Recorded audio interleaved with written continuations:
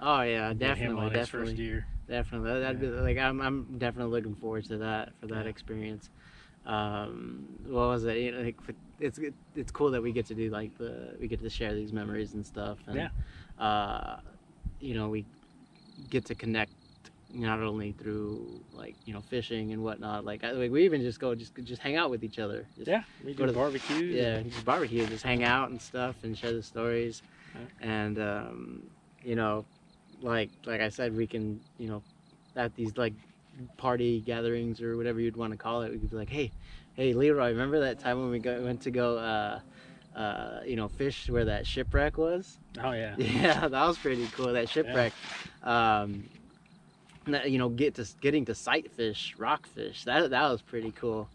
And then like after, you know, I'm always gonna remember when you told me, you know, after we were done fishing, we're going back up the hill, not the hill that we came down from, but like the hill. Yeah. And you're like, Martin, go ahead. And I'm like, no, Leroy, I'm gonna catch you. Watch, I'm gonna catch you. And sure it is. And then you're like, no, go. And I'm like, no, Leroy, you go, and I got you. I'm right behind you. I don't want to go first because, you know, I don't know why I had this gut feeling that I'm going to have to catch you. And because it was a steep hill. Yeah, it was a steep hill, Yeah. and I did not want him to go before me, and so, you know, I think we were probably 8 feet up, something like that, and then like you ended up, would you end up slipping or something like that? Yeah, I just, like, well, when I stood straight up, Yeah. I wasn't realizing that it was that steep. Yeah. And then when I stood straight up, I had that huge pack on there. Yeah. You know, with all my gear in it, and then I started going backwards. Yeah. And then and luckily you were behind me. My football instincts came in, and I went, and I grabbed you. Yeah. Because that would have been a bad fall. Oh yeah. I definitely landed on my head probably. Yeah. And then I'd probably had been medevaced out of there probably. Who knows? Yeah. But yeah, I mean, you know, we've had some good times. Oh yeah, definitely tons of good times, and we're gonna have even more good times. Oh yeah. You know, more good times are coming. That's for sure. Yeah. You got a little insect on you. Oh. Was it earwig? No. What? Oh no. I hate those earwigs, man. I didn't know they fly. Did you know earwigs fly? No. I noticed it when we were trout fishing in the wintertime. You know, at the early part of this year, when they stocked the trout, we were fishing on the bank over there. Yeah. Right? And I never knew earwigs flew. So I looked it up online, and sure enough, earwigs have wings. I did not know that. Because the reason I knew it is because I was looking and I saw this bug fly towards me and land on my leg, and it was an earwig. And I was like, man, these things don't fly. Yeah. And I looked it up online, and sure enough, they fly. Yeah. Yeah, it's crazy. But yeah, I hate earwigs, man. And they were flying, landing all over my hat. Mm-hmm. And they were on Mario, they were on Edward. And it's like, man, give me a break with these earwigs, man. Yeah. You know, I can handle just about anything, but those earwigs, I just don't like them. Uh-huh. Because I heard about that guy who got one in his ear. Yeah. When he was sleeping. Wait, when was this recently? No, it was in the news quite a while ago. This guy was sleeping, and he was sleeping, and an earwig crawled into his ear. Ooh. And was in there like chomping away on the side of his ear or something. I don't know. It was driving him crazy. It was all the way in his ear canal. Ugh. Right? How'd they remove it? He had to go to the hospital, and they had to get it out. Oh man. You know. But ever since I saw that news report about that guy, I don't like earwigs. Yeah. So, but no, I enjoy the good times. I'm glad we met because there again, me and Monica, we had a different group of people we used to go fishing with.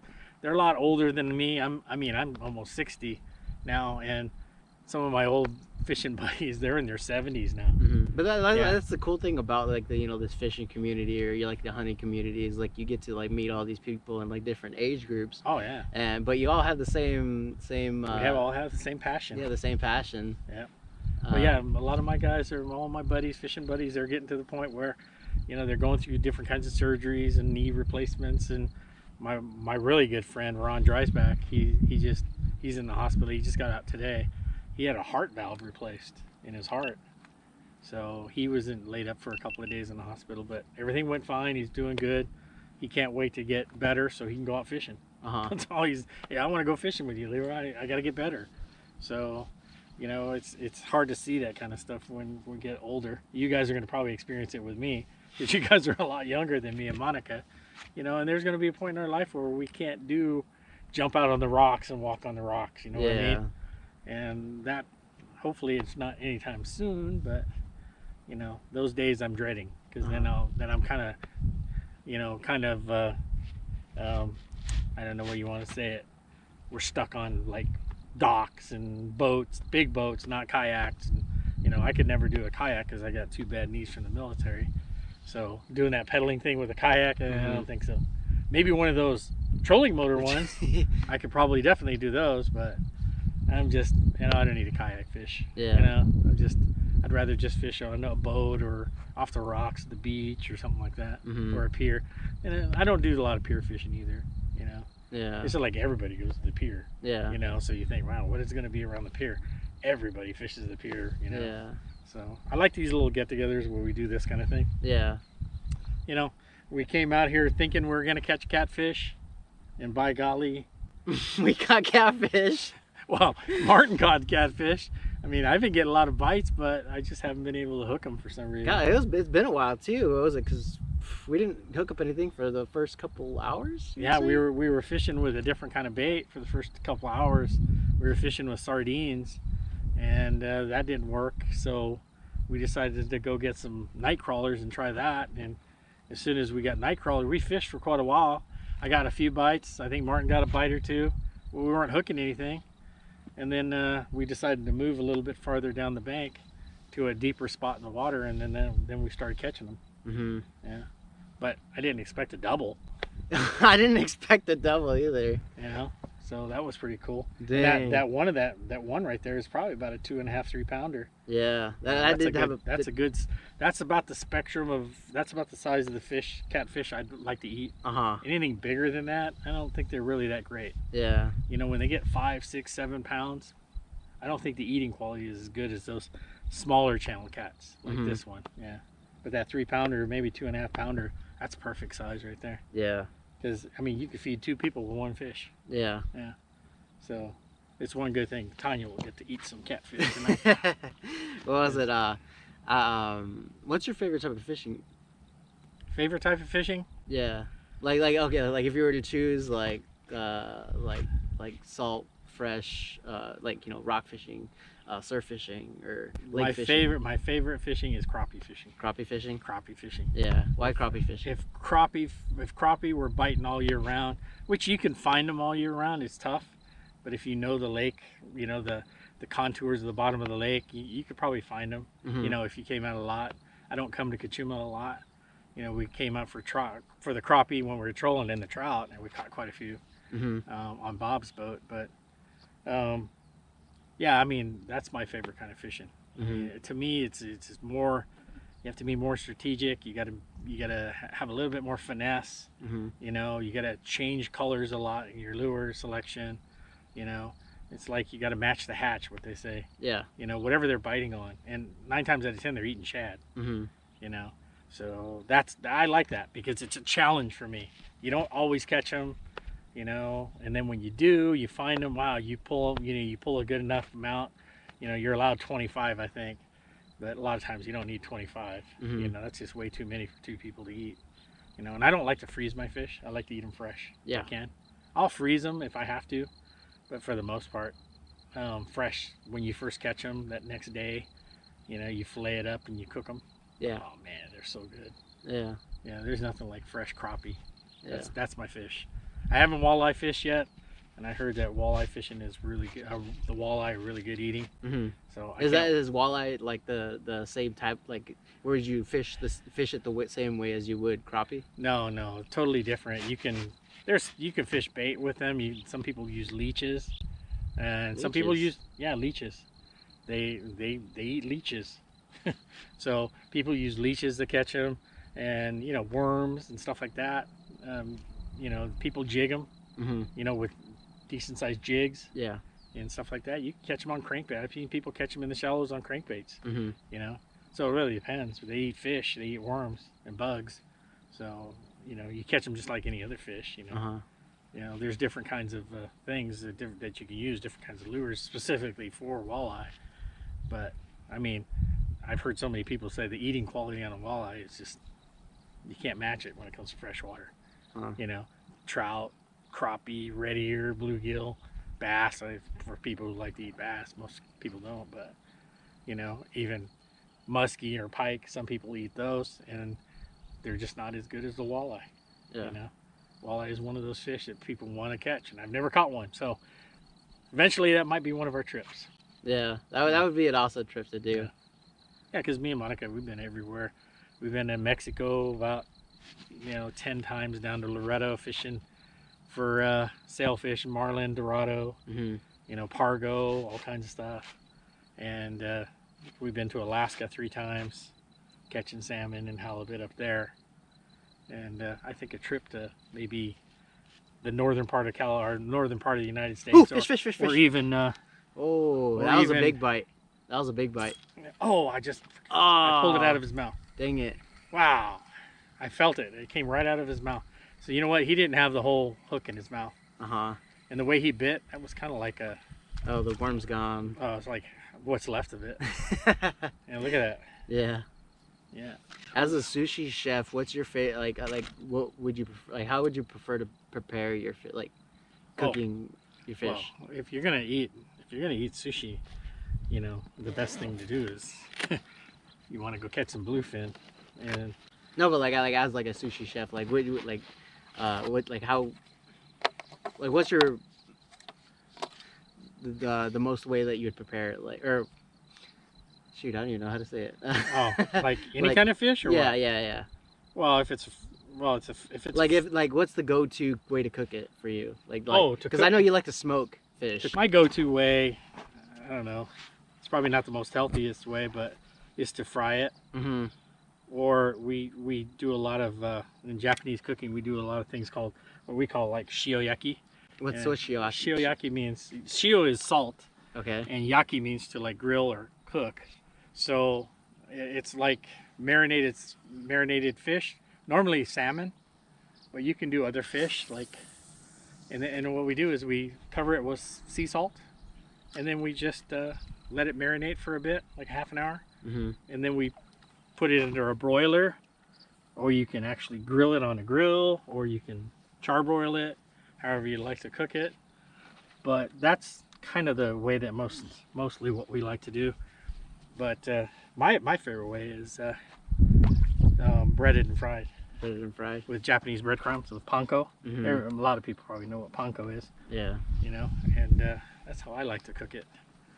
But there's nothing like smoked fish. Yeah. Well, you've had even perch. Did you ever have any smoked perch? I know. I know. Right now, I still have some I think it was smoked salmon that I still have. Smoked salmon? Yeah. Well, smoked perch. Believe it or not, the bar perch that we catch. I don't think I had the smoked perch. Oh man, I tried it for the first time because I've heard people talk about it, so I gave it a shot, and it comes out. Believe it or not, our perch that we catch in the surf have enough oil for you to smoke it. Because you need an oilier fish to smoke fish. Yeah, and you leave the skin on when you smoke it, right? Yeah, I scale it and leave the skin on. Because believe it or not, a lot of oil is by the skin. And so, yeah, that smoked perch, I think we did an episode on Cook to Cook. Yeah. On smoking perch. And man, it is really good, Yeah, I don't smoke it till it's like jerky, like tough. You gotta rip it off. I just give it like a 2-hour smoke, hour and a half, 2-hour smoke. So it has all that good smoke flavor, but it still flakes apart like fish. Yeah. Yeah. So, but man, it is good. Yeah, that smoked salmon that we had on the boat, on Bob's boat that one day, so good. So good. Smoked trout is good. I like smoking. It's good. But my all-time favorite, because I'm a sushi chef, is to eat sushi. To eat it raw. And I don't like a lot of sushi with rice. I just do sashimi, which is the sliced raw fish by itself. And my favorite is got to be toro, which is bluefin. And it's the belly of the bluefin. That's the fattiest part of the fish. Yeah. And my next favorite is raw squid. Yeah. Yeah, those are my 2 most favorite. Have you ever had like fish jerky? I've had fish jerky. Actually, I know I made some and I meant to give you some, but I think I ran out or something. I think I ate it all by accident. Yeah, there's Mike's Tackle Box. Mike. Yeah, they got the tuna. He has a company sponsors him, or he has some kind of dealing with some kind of company, and they do smoked ahi or jerky. Yeah. Like, it's pretty good. I tried it, and that's pretty good. Yeah. I was once I saw that, I thought that's where I got got the idea to like try to do an episode of the smoked fish, which I did with perch. Came out really good. Actually, the smoked perch was, I almost didn't tell the difference between that and like smoked meat, like smoked normal jerky. Really? Yeah, and I was like, wow. Yeah, smoked perch is good, believe it or not. Believe it or not, catfish is good smoked too. Yeah. Yeah, because it's an oilier fish. Yeah. And that's what you want when you smoke something, is to have a good oil content in the meat. You know, that always makes for a better smoked product.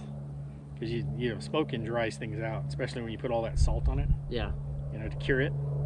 You know, so you definitely don't want to put something that's like a really dry fish already and smoke it. You know, so because it'll just become drier. You know, and it'll be like a piece of jerky. Yeah. But no, fishing is my life, man. I'd rather fish than do anything else. Do you have a fish that you haven't caught that you're looking forward to catching? Like, do you have like a bucket list that you're bucket list fish? Well, I mean, I've caught just about everything on the West Coast. Yeah. Already. I don't want to brag or anything, but I've caught white sea bass. I've caught yellowtail. Caught halibut. You know, I've caught tuna. We used to go down to San Diego with a friend of mine. He was a dentist, and we used to go out there and catch tuna on the long range trips, like the 3 or 4 day trips. Yeah. And yeah, we'd always come back with big, you know, 50-pound yellowfin or maybe sometimes some 60, 70-pound bluefin. Yeah, so that was always fun. I did catch, well, I had a Corbina hook, but I didn't bring him in. Yeah. But we did eat Corbina that one day. Yeah. You know, so we ate Corbina, caught perch, I've caught cabezon, lingcod, just about everything you can think of, and eel. Yeah. So I don't know what else there is that I haven't really caught. Yeah. But is it like a state or not a state, like a country? If I go, my go-to, my all-time thing that I want to do, bucket list, is go catch some walleye. Some walleye? Yeah. That's the one thing that you haven't caught? I have not caught no walleye. I haven't eaten any walleye. I could have. I mean, you can order walleye fillets, but that's not the same from the company. You know, they're frozen. They come to your door. You can cook them up. Probably not the same as fresh. Yeah. You know, so that is my bucket list. That is on my bucket list. Going up to spending a whole week up in Canada, or even just the northern part of the United States, Minnesota, you know, up in that area, Minnesota, Idaho, North Montana. They all have walleye up in there, and that would be one of the trips that I want to do. Yeah, I have so many fish that's on my bucket list. Oh man, I almost had a Corbina one time.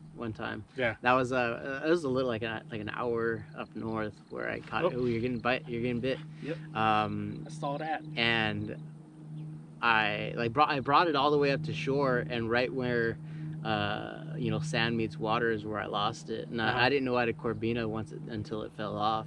Wow. And I saw I saw the eye, and I was like, once I saw the eye, I was like, oh, that's stuck. Oh, you're stuck. How did I get stuck? The guy, there he goes. Like because it you know, flipped on its side, and I saw that eye, and that eye does it glow? Kind of like, the eyes glow? No, I say that's why I'm asking you. Oh, I don't know if it glowed, but like they have looks like, would you say like a snake eye in a way? To me, they remind me of like snake eyes. Oh, really? To me, I don't know. I have to look at it again. But there's that one segment where that one young kid, Alex, that was fishing with us down in Santa Barbara, and he was catching the Corbina because we needed one for a catch and cook, for hook to cook. Yeah. And he caught like 3 or 4 of them that day. I didn't really notice that they had any kind of weird eye, but I really didn't look at it. I think they have a weird eye. Or they have a weird looking eye. They don't. To me, they don't have like a normal fish looking eye. I really didn't look at them that close because, you know, I just filleted them damn things. Took the meat off and we cooked them up. We actually steamed them that day. It was a Chinese recipe where you steam them. You steam them in like salt water, or steam them in like normal? You steam them in a different kind of sauce. I think I put soy sauce, sugar. What else did I put in there? I can't remember. but it's like a sweet soy sauce. And you steam them in that, and then you pull them out, and then you heat some sesame oil. You put your peppers, if you like spicy, you can do. I think I used serranos that day. So some green onion. You can put some cilantro, whatever you want. You put your aromatics, some garlic slivers, really thin slivers of garlic. You put that on top of the fish after it's steamed, and then you pour, I'd say, medium-high temperature sesame oil. You don't want it too hot, but you don't want it too cold. There's a certain temperature that you have to have. I don't know what that temperature is. I just stick a chopstick in the oil, and when the chopstick starts to boil and like little bubbles come off of it, I know it's up to temp. And then you pour that hot sesame oil over the fillets with all the aromatics on top, and it actually cooks that, and it deposits that flavor onto the fillet. And then so when you eat it, you get all the pepper and the garlic and the cilantro and whatever else you put on top of it. It actually, the hot oil infuses it right into the fish. And that's a Chinese dish. For the longest time I didn't know that you just need to put chopsticks in the oil to see if it like the oil was right. I always like thought you just put water and just. No, you don't never put water in there because it's too hot. It's gonna come right back at you. I know. I've learned from a lot of experience of that. Leroy. No, never do water. Sometimes you do. If you have a batter, you can take some batter and spritz it in there, and if it comes and floats to the top really quick, and that, and then the batter is ready. Yeah, it wasn't for the longest time. I've always done water, and I'm always like, and I run away. Yeah, but no. Cooking is a science. I mean, there's a lot of people that take it to that level. I'm old school. I don't take it to the level that some of these new chefs do, where everything is like, because cooking is science, is what it is. Well, I think it's like an artwork in a way. It is. It's an artwork when it comes to the presentation part. When you're actually presenting it to somebody, like a customer or a friend. That's the artistic part. That's why sushi can be so pretty, It has to be artistic. Yeah. Because Japanese people, we say we eat with our eyes first before we eat with our stomach. So it has to look good. But no, I mean, some people take it to the next level with the science, and the different temperatures and making different foams. They can make a foam taste like anything, and they can take things that aren't even associated with that and make it taste like something different. That's the amazing part. They do so much science now with eating and different cooking techniques and stuff like that. And no, I'm just old school. I just like to do it, cook my fish and make it as flavorful as possible and not overcook it, that kind of thing. Yeah. Well, I wish I would be like, if I was like, could put something together to where it looks like pretty much like an art piece, like the way you and Chris and Taku and all them make, but my stuff's all basic. But you know what? But but that's the way I like it. Like, but Japanese cooking and the way we present our food, there's a saying that simple is complex. Yeah. So a lot of times when you go to a restaurant, that's why you see a big old plate with a little bit of food in the middle of it. Okay. And it's simply presented. Like, it could be some orange roughy that's been seared in a pan with butter and all kinds of meat and garlic, and then they put it on a little bit of sweet potato puree, which is another fancy word for mashed potatoes, right? And they put it there, and they just sprinkle little chives and maybe a little drizzle around the sauce around the edges and stuff like that. It's a simple presentation, but it's complex because when you look at it, there's so much going on. And you want to taste all the different elements of the dish, and that's what it's meant for. It's meant for you to take a little bit of the sauce and a little bit of the potatoes and a little bit of the fish and eat it all together. But when it comes to the presentation, it's simple, but yet we say it's complex. It's the same with sushi. We make a roll with all these different fish on it and different colors and different flavors, and when we present it to you, it's on a white plate. We're not sticking it on fancy colored plates. We're not throwing tons of garnish on there, like, flowers and all that kind of stuff like a lot of people do. To make the presentation really like wow and pop and all these different flower colors and stuff. Sushi is totally different. We let the food speak for itself, and the presentation itself is so simple. For us, it's simple, but when the customer gets it and looks at it, they say, "Oh wow, look at that!" That'd be me. You know, Oh look wow! at all the different colors, and man. I look at it like a magic trick. Yeah. So that's a saying for the Japanese cooks. Yeah. Is being simple when you're presenting food is complex. Yeah. Yeah, and it's true. And it's the way it is. Yeah. But that's the way I was taught. I was taught old school by my grandfather. You know, nowadays people are doing all kinds of different stuff with sushi, but I'm just, you know, kind of the old school kind of guy. Yeah. And that's the way I like to do it. Yeah. Yeah, just a little ball of rice with a piece of fish and some wasabi underneath it is heaven. Yeah. You know, because you're tasting the fish. You're not tasting a bunch of sauces on top of it like California sushi is nowadays. Is everything has to have a sauce on it. Yeah. Well, that doesn't fly in Japan, because in Japan the sushi chef will put a different sauce on maybe a different kind of fish. You don't get soy sauce at the table. Why not soy sauce? Because the chef in Japan is going to make the fish taste the way he wants it to taste by putting his own sauce on it, and then he's going to present it to you. So you don't have to dip it. You don't have to dip it in a big old thing of soy sauce with wasabi on the side, right? You don't do that in most of the finer Japanese restaurants in Japan. The sushi chef makes everything in one bite. So the wasabi's in there, the soy sauce, he's gonna brush on his house soy sauce, which he makes himself, you know, and he's gonna brush that on, and he's gonna present it to you, and you just eat it the way he presents it to you. If you ask for more soy sauce, they'll probably kick you out of the restaurant. Oh, really? Yeah, because they said, no, that's not the way we want you to eat it. We want you to eat it this way.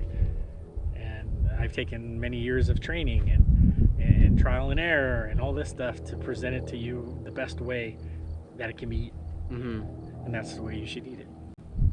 Oh, that's interesting. Soy sauce and wasabi, and then I can't do wasabi. and then you dunk the whole thing in there, and that's kind of, I hate to say it, it's kind of a American style sushi. Yeah, that most people are they like here, but in Japan it's totally opposite. Yeah. Yeah, it's a different experience. So if the people love sushi, and you should try it in either an omakase restaurant like Taku, you know, Taku outdoor chef. Yeah. Like him, he was an omakase chef. Omakase means chef's choice in Japanese. So he is going to make what he has available, what is freshest that he has, and he's going to present it to you in the way he wants you to eat it. Is that the way like your restaurant was, or no? Mine is more considered like a fast food restaurant. Okay. Yeah, it's like you order a roll and it comes the way I present it to you, but I'm going to give you wasabi and soy sauce. Yeah. And out of all the restaurants that you had, that's the way it was. That's the way it was. I never did a omakase. My last restaurant was a seafood kind of a fusion. So we did French cuisine in there. We did Thai, and we also did Japanese sushi, all together, same. So we did like a fusion of those three different cultures and cuisines. Was it your choice to have that restaurant? Yeah, it was my restaurant. Okay. So I was the head chef. I had a chef working underneath me. His name is Brett Stevens. He's a phenomenal chef. He used to work for Kevin Costner's restaurant in Montecito, and he's worked for quite a few famous chefs, and he was my chef at this restaurant that I had. And he's an amazing kid. He has his own catering business now. It's called High on the Hog. He's out of Buellton. Yeah, he does strictly catering now. Yeah, I think I've heard of that. Yeah, he does strictly catering now. He does wineries, special parties, and that kind of thing. Okay. Yeah. So, but yeah, that was my style of restaurant, and it was doing pretty good. But then, you know, the bottom fell out of it, you know, and when I was working on the restaurant, City of Solvang really stuck it to me with long waiting periods for permits and all that kind of stuff. So it ate up a lot of my capital, you know, and so we only had the restaurant open for 4 or 5 months, and then it was just starting to get busy, but I didn't want to take any more money out of me and Monica's account. You know, because I was just taking money out of her account, feeding the restaurant, and she said, "Nope, that's enough of that. We need to quit touching our retirement." So I had to make the decision to shut it down. Yeah, but and then I just decided after that, you know what, this is a lot of work for me. I need to take a break. Yeah. That's when I started going work for people. Yeah. Chumash and Ritz-Carlton. You get a bite. You just got a bite, a little tap. Do you plan on like doing that again, like having your own restaurant again? I would never have a full service restaurant again, because it's just too tough in California. The restrictions, the codes, and all that kind of stuff. It's just way too much money. Back in the day when I first started my restaurants, I could find a restaurant that was already outfitted for something else, like Sushi Terry, for instance, the one in Lompoc. I was a partner with a guy in Santa Barbara, and it was a barbecue restaurant in Lompoc. Mm-hmm. You know, and we turned the barbecue restaurant into a sushi bar, Japanese restaurant. And that's the way to go, because all the permits are done, everything's done. You can just do small modifications, turn it into what you want. Okay, and a minor, you'll need what? Maybe a minor investment, maybe $150,000, $200,000 to get it changed over. Mm-hmm. Right? If you start now with all the new regulations and all these, code enforcement companies that the cities hire, because they used to do their own code enforcement, but they don't no more. And when they hire these outside companies to do it, they're businesses. They want to make money. So the more that they can keep on kicking your plans back, the more money they make. Mm-hmm. So it makes sense. So you have to have $1 million. If you're going to start from an empty shell, like just 4 walls and a bathroom, Yeah. you better have $1 million in your bank account, or you ain't gonna make it. Wow. Yeah. That's insane. Yeah, it's just the way it is now, because of all these new companies that are popping up that do code enforcement for cities. Mm-hmm. They don't want to do it anymore. They don't want to pay the guy to do it anymore. They'd rather pay a company to do it. It's a flat fee. Mm-hmm. But then anything above and beyond what they can make is their money. So that's why they kick your plans back. They all want architectural drawings and all that kind of stuff. They never used to. You could draw your architectural stuff on a piece of paper, hand draw it, and give it to the city, and they say, oh yeah, that's a good idea. Mm-hmm. Boom, it's approved. They don't do that no more. You got to hire an architect, and they kick your plans back. For every time they kick your plans back, everybody makes more money. The architect makes more money, the code enforcement people make more money, and it just gets more expensive. And that's what Solvang did to me. They kicked my plans back 7 times. Wow. For really small stuff, like, oh, how thick is this wall? Well, it's standard sheetrock and 2x4 studs. Well, you need to annotate that on there. So I had to kick my plans back to my architect. Just for the walls? Just to get, no, just one little wall. Just one little wall. One little pony wall. It was a little short wall that I had to separate one part of the restaurant from another. And my architect forgot to put how wide it was going to be. So they kicked my plans back just for that. One little thing. And I had to pay my architect a couple more $100. I had to pay them a couple more $100. And then it came back, and then they say, oh, well, what's this right here? Well, that was on the plans last time. Oh, well, we didn't see it, so now you got to correct this. Wow. And every time they do that, it's a chore, because your architect has to have it for 2 or 3 weeks, because he's got other projects he's working on. He didn't just stop for you. Uh-huh. And then you got to submit the plans, and they got to go through it. So each time it could be a month and a half, 2 months. Wow. So that's why it took me so long, and I burned through so much capital doing that. And then of course the landlord wouldn't let me pay without paying rent, so I had to pay rent the whole time. $2,500 every month, and I wasn't making a single dime yet. We weren't open. Dang. So you do the math for a year. That's a lot. That's $50,000 down the tubes already. I haven't made nothing yet. Yeah. Not including the architect. That's just in rent. So that's why it's tough nowadays. So if I do any kind of restaurant, it's going to be a food cart, and I'm going to be able to haul it around, and I can use it as a catering truck as well. So if I do a catering job, I can pull my truck over there. It's like a mobile kitchen, and I can do the catering right out of there for parties. Because I do that. I still do that. I still cater. Yeah, I got a party this weekend, and I have one coming up for a retirement party. Yeah, so. Now there's a little talk about starting up a Papa Leroy channel. Is that a possibility? It could be. I mean, I don't know how to film. Edward and you are strapping cameras on me, and I'm sure I can probably learn it. It's not that big of a deal, but I haven't really. I'm not a seasoned GoPro guy, and that kind of thing. So it's a learning process for me. But the cooking channel, hopefully, maybe it'll come out. It'll be through you guys. Maybe I'll come on your channel and do some. Maybe I'll go to Edwards and Hook to Cook, maybe Mario, and I'll have like guest people come on, and maybe like you guys come on one time, and we'll do like a little tutorial of how we clean our fish and how we cook them and different styles we can cook them. Yeah. You know, and there'll be recipes and all that kind of stuff. So that's what Edward from Hook to Cook wants me to start. That'd be cool to see like this Papa Leroy, the Papa Leroy chefing it up. Well, there's a lot of people that know how to catch fish, but they really don't know how to cook them. You know, they know one way to cook them. They say, oh, I just normally bread it with, you know, cracker crumbs or panko and fry it, deep fry it. And that's a good way to cook it. You know, not the healthiest way if you're health conscious and you don't want to get your cholesterol all up and all that.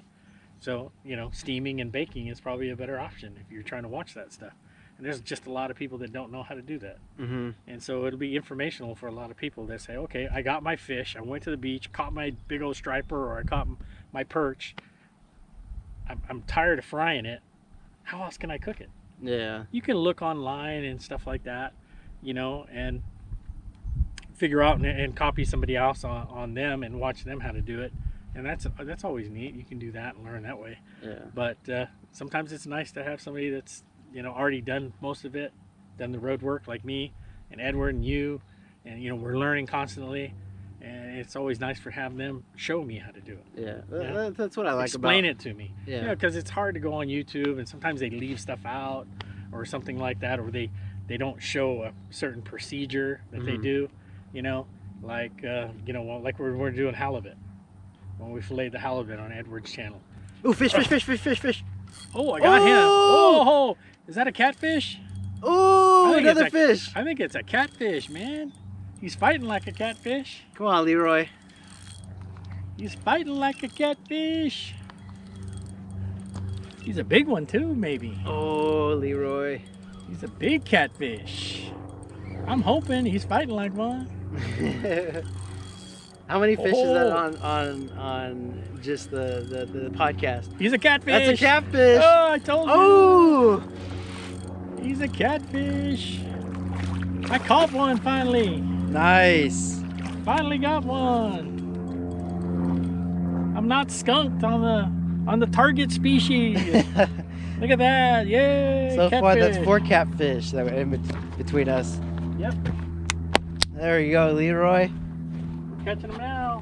But that's like you know, that's the one thing I like about, you know, when you do like recipes on Edward's channel and stuff, because I get to learn like the different like type of recipes that you and Edward do, or you know, Bobby makes, or whoever, because that when I was, you know, cooking fish, I'd pretty much cook it one way and one way only, which is over the pan with some Suzy Q's or just salt and pepper. But like, I would like to expand, you know, the, you know, recipes that you know, the fish that I catch on the channel, because I like to try new things. Yeah. And it'd be cool to cook like a fish a different way, and you know, to learn a new recipe or technique or whatever it may be, you know, by you know, you guys or pretty much anybody, because you know, I like eating fish like how I used to, because that was, you know, the only way that I would eat fish. But I would like to try new recipes, and you know, that's, you know, I'm grateful to have you guys to show, you know, pretty much everybody the new recipes, whether it be, you know, us or pretty much anybody that views it on YouTube, like whether it's, you know, something greasy or healthy.